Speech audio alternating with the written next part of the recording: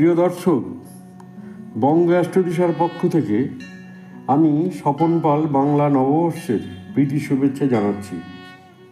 রাশিচক্রে বিভিন্ন গ্রহদের রাশি পরিবর্তনের ফলে মিথুন রাশি ও লগ্নের জাতক জাতিকা কী কী শুভ প্রভাব পেতে চলেছে সেই বিষয়ে আলোচনা করব। কর্মফলদাতা শনিদেব নিজ রাশি পরিবর্তন করে নবম ভাব থেকে দশম ভাবে অবস্থান করছে মীন রাশিতে। দীর্ঘ 30 বছর পর শনিদেব মিথুন রাশির দশম ভাবে অবস্থান করছে। 31শে মার্চ 2025 শনিদেব মীন রাশিতে প্রবেশের ফলে কর্মক্ষেত্রে একটা পরিবর্তন হতে চলেছে এবং কাজের যোগাযোগ বাড়তে চলেছে। এতদিন আপনাদের কর্মজীবনে যে সমস্যাগুলি ছিল তার থেকে বেরিয়ে আসতে পারবেন এবং কর্মজীবনে আপনাদের উন্নতি বৃদ্ধি পাবে। কর্মক্ষেত্রে বিলম্বে উন্নতি হলেও মে মাসের পর থেকে সমস্যা দূর হয়ে যাবে। শনিদেব রাশি পরিবর্তন করে নবম থেকে দশমে অবস্থানের ফলে মিথুন রাশি ও লগ্নের জাতক জাতিকারা কর্মক্ষেত্রে উল্লেখযোগ্য ভালো ফলাফল পেতে চলেছে। 2025 সালে 29শে জুন রাহু কেতু রাশি পরিবর্তন করে একে অপরের সমসপ্তমে অবস্থান করবে। রাহু দশম ভাব থেকে নবম ভাবে অবস্থান করবে, কেতু চতুর্থ ভাব থেকে তৃতীয় ভাবে অবস্থান করবে। রাহু কেতুর এই অবস্থান 1.5 বছর থাকবে।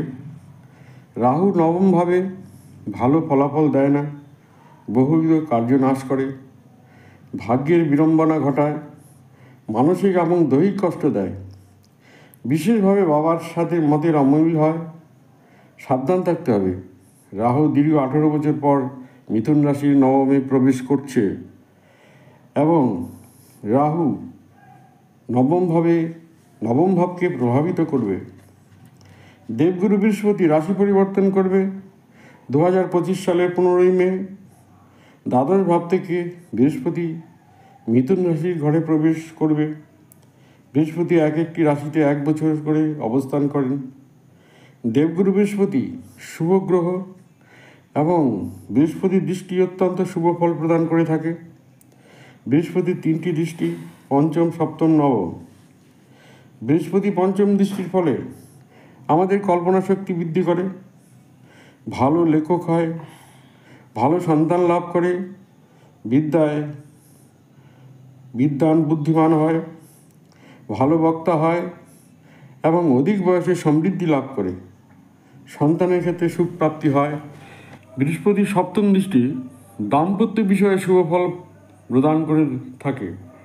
নবম ভাবে বৃহস্পতির দৃষ্টির ফলে জাতকের ধন সম্পত্তি বৃদ্ধি হয়, বিদ্বান ও দার্শনিক হয়, ধর্মে কর্মে অসীম ভক্তি জাগ্রত হয়, সৌজন্যবোধ থাকে, তীর্থভ্রমণ হয় এবং নানা শুভ ফল লাভ করে থাকে।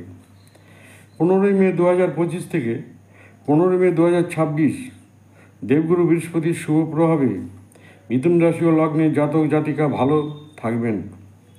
কেতু এতদিন চতুর্থ থাকার ফলে কেতু অশুভ প্রভাব সংসার জীবনে পড়েছিল। মায়ের শরীর স্বাস্থ্য নিয়ে সমস্যা এবং পরিবারের নানা রকম সমস্যার মধ্যে ছিলেন।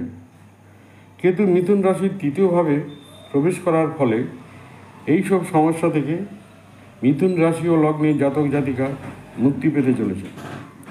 কেতু তৃতীয় ভাবে প্রবেশ করার ফলে সুখ সম্মান ভোগ অর্থ লাভ হবে, সর্বক্ষেত্রে অপরাজয় হবে ও শত্রু নাশ হবে। সন্তানের পড়াশোনার ক্ষেত্রে ভালো হবে, দাম্পত্য জীবনে কোনো সমস্যা থাকলে মিটে যাবে। আপনাদের সম্পর্কের ক্ষেত্রে ও প্রেমের ক্ষেত্রে ভালো হতে চলেছে। যারা বিবাহযোগ্য রয়েছেন, এতদিন বিবাহে যোগাযোগ হচ্ছিল না, তাদের ক্ষেত্রে বিবাহের সম্ভাবনা রয়েছে। এই সময় দেবগুরু বৃহস্পতি শুভ প্রভাবে মিথুন রাশি ও লগ্নের জাতক জাতিকা সর্বক্ষেত্রে পজিটিভ ফল পেতে চলেছেন। এবং এখন প্রতিকার বিষয়ে বলবো, আপনাদের শুভরত্ন আপনাদের শুভরত্ন পান্না। সোনার আংটিতে 5 রতি পান্না কড়ি আঙ্গুলে পড়তে হবে। যদি রত্ন ধারণ করা অসম্ভব হয়ে থাকে তবে বৃহদারকের মূল সবুজ সুতোয় বেঁধে মেয়ে হলে বাম বাহুতে, ছেলে হলে ডান বাহুতে পড়তে হবে, তাতে উপকার পাবেন। আরেকটা টোটকা আপনাদের বলবো, প্রতি বুধবার দিন গণেশজির পূজা করবেন, লাড্ডু ভোগ দেবেন, মা দুর্গাকে জবা ফুল এবং একটা লবঙ্গ দিয়ে অর্পণ করবেন। আপনাদের জীবনে অর্থের সমস্যা মিটে যাবে, ভালো থাকবেন।